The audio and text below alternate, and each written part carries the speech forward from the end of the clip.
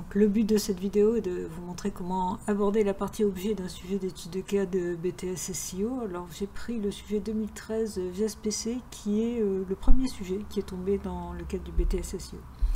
Un peu déstabilisant ce sujet parce qu'il y a beaucoup d'explications et on se doute en fait qu'il devait y avoir plus de questions que celles qui sont données dans le sujet. Du coup, on a tendance à se perdre un peu avec les explications, alors qu'en réalité, les questions sont extrêmement simples. Hein. Il n'y avait vraiment pas grand-chose à faire dans ce sujet. Alors, une fois n'est pas coutume, je ne vais pas lire le texte qui sert en fait pas à grand-chose pour ce cas-là, mais attention, hein, prenez toujours le temps de bien lire les textes. En gros, on vous parle de la création d'une classe de générateur automatique d'enregistrement pour remplir une base de données. Alors, qu'est-ce qu'on vous dit? Voilà, vous disposez d'une partie du code du programme générateur. Alors, on a différentes lignes de code. Hein. On a le public void de démarrer avec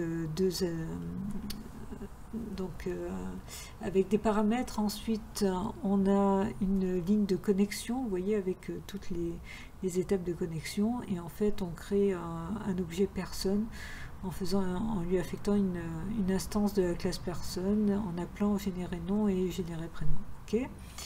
Ensuite, on vous dit au lancement du programme générateur, 2 messages d'erreur sont apparus. Donc on vous donne les 2 messages d'erreur. Et puis ensuite, on vous dit, après exécution du programme générateur, on remarque 2 défauts sur des méthodes toString. Puis ensuite, on vous précise quels sont les documents en annexe que vous allez pouvoir consulter pour pouvoir travailler. Donc le parcours d'une collection Java, les utilisateurs de la base de données, le diagramme de classe et puis les classes en détail. Et enfin, vous avez les 4 questions. Alors faisons un tour rapide sur les annexes. Donc on vous montre comment on parcourt une collection avec un for. Ensuite, on vous parle des 3 utilisateurs qui ont accès à la base de données. Puis vous avez un diagramme de classe avec une classe abstraite personne et vous avez 2 classes qui héritent de cette classe. Ce sont les architectes et les déposants. Ils ont tous des collections d'adresses. Et enfin, vous avez la description textuelle des classes dont certaines méthodes sont détaillées. Hein. Le contenu est détaillé. Voilà. Alors revenons aux questions. Première question, expliquer les causes des 2 messages d'erreur rencontrés à la compilation et à l'exécution du programme générateur et donner des solutions permettant de supprimer ces causes. Alors la première erreur qu'on vous signale, c'est person is abstract cannot instanciate. Donc là, ça veut dire que c'est clair, hein, la classe personne est abstraite, elle ne peut être instanciée. Donc là, ça veut dire que effectivement, dans le code, vous avez où est la ligne 24, vous avez un new person qui ne peut pas être créé comme ça. Donc vous ne pouvez pas instancier directement la classe personne. Donc on vérifie bien au niveau du diagramme de classe, on s'aperçoit effectivement que personne n'est abstraite, enfin on l'avait vu. Donc ça veut dire que soit on instancie déposant, soit on instancie architecte. On ne peut pas instancier directement la classe. Donc là je le précise au niveau du texte. Classe personne est abstraite.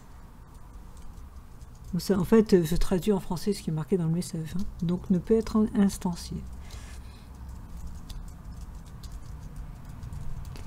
Donc, ça veut dire que tout ce que je peux faire, c'est effectivement instancier directement déposant ou instancier directement architecte. Donc, voilà par exemple pour la syntaxe pour déposant. Hein. Là, par contre, on a le droit d'instancier déposant parce que c'est bien une classe normale, hein, une classe concrète. Donc ça, c'était pour la première erreur. Deuxième erreur, en ligne 23, data insert not allowed for current user.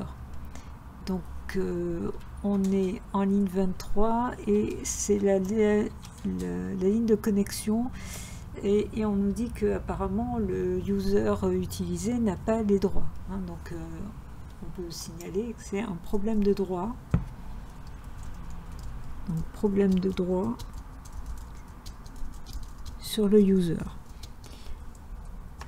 Alors, quelle est la solution? On regarde, le user qui est utilisé, c'est permis RO.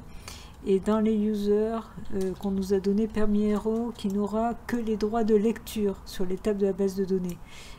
Or, le but, c'est qu'il puisse écrire sur la base de données. Donc ça ne va pas être possible. Donc, il nous faut permis RW qui, lui, a les droits donc, de lecture et d'écriture. Donc, ça veut dire que, tout simplement, il suffit de prendre permis RW. Donc, je reprends la ligne de connexion. Voilà. Et je remplace par RW. Voilà, j'ai répondu à la première question et aux deux erreurs qui étaient signalées dans la première question. Deuxième question, on vous demande compléter la méthode toString de la classe architecte afin qu'elle retourne le nom et prénom de l'architecte. Alors, on va aller voir dans la classe architecte à quoi ressemble la méthode toString. Donc là, je suis dans la classe architecte, la méthode toString est ici. Pour le moment, qu'est-ce qu'elle fait? Je vais reprendre le texto, la méthode d'ailleurs. Je vais la remettre ici. Donc, pour le moment, qu'est-ce qu'elle fait? Elle crée une chaîne vide. Elle lui ajoute conseil régional. Et s'il y a inscription ordre, elle ajoute en dur le mot inscrit, sinon pas inscrit. Puis elle ajoute le téléphone et elle retourne. Donc effectivement, il n'y a pas le nom et le prénom. Alors on regarde dans la classe architecte. Dans le privé, j'ai conseil régional, inscription ordre, adresse, téléphone. Je n'ai effectivement pas le nom et le prénom. Ceci dit, je vous rappelle que l'architecte hérite de personne. Alors j'ai bien nom et prénom. Alors l'erreur serait de rajouter ici directement, de faire un truc du genre chaîne égale chaîne plus, et de faire un truc du genre super point nom. Super point nom. Et faire la même chose pour prénom. Alors ça c'est faux. C'est faux parce que nom est en privé dans la classe mère et une classe fille n'accède pas au privé de la classe mère. Elle accède qu'à la partie publique et protégée. Donc il faut qu'on regarde ce qu'on a dans le public. Et dans le public, on a le toString de la classe mère qui me retourne justement déjà la concaténation du nom et du prénom. Donc c'est ça que je vais pouvoir utiliser. Je vais pouvoir faire un super toString pour récupérer le nom et le prénom. Alors, autre remarque, le super dans ce cas-là est obligatoire puisqu'on a affaire à un polymorphisme d'héritage. Donc vous voyez bien qu'on a deux méthodes qui ont le même nom et la même signature. Ça veut dire que si vous ne mettez pas super, vous allez faire du récursif. Vous allez appeler la même méthode va s'appeler elle-même.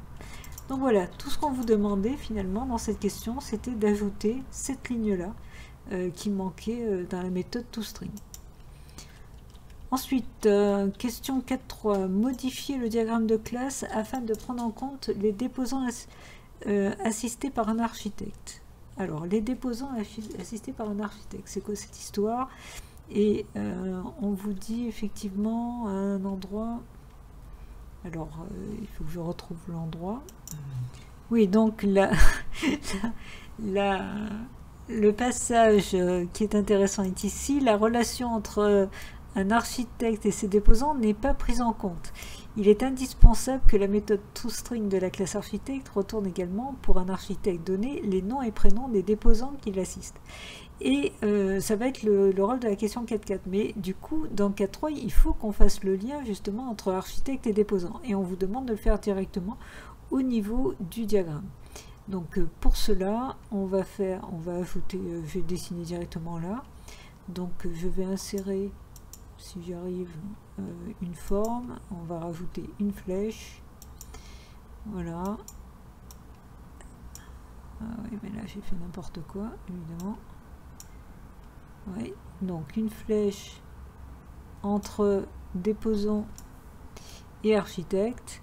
Et l'idée, c'est qu'à partir d'un architecte j'obtiens les déposants, donc je vais avoir une collection à mettre, donc je vais ajouter un petit texte pour ajouter la collection les déposants.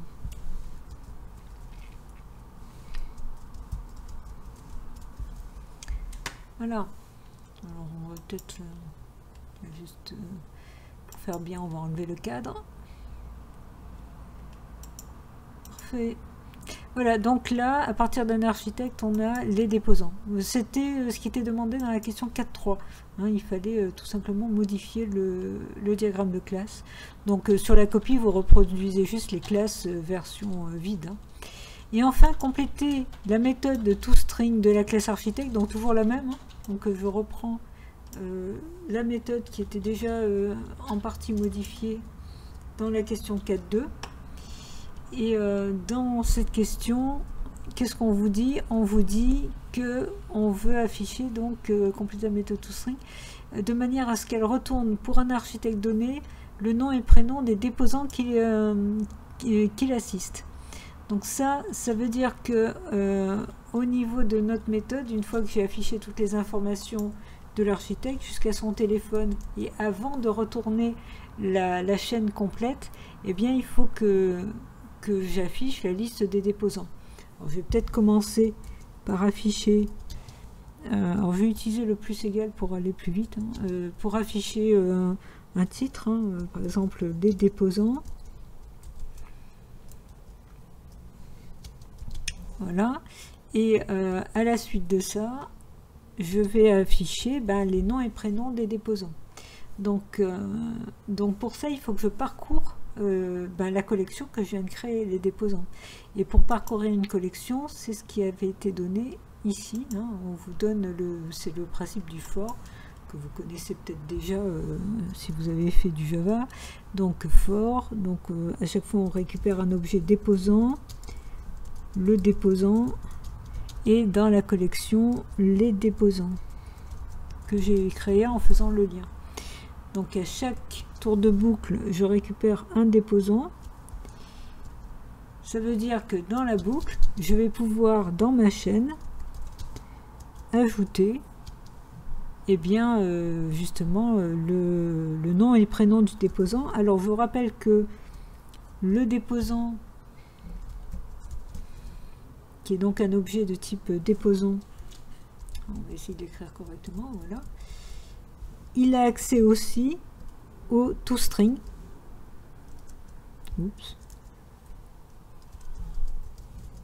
Qui va me permettre de récupérer les informations affichées du déposant. Et voilà. Et là, j'obtiens bien les informations que je voulais, qui vont se coller à la suite de la chaîne. Et donc au final, j'aurai bien non seulement les informations de l'architecte, mais les informations des déposants reliés à l'architecte. Et voilà, le sujet est terminé. Il n'y avait rien d'autre à faire sur ce sujet. Et donc vous voyez des questions qui restent extrêmement simples.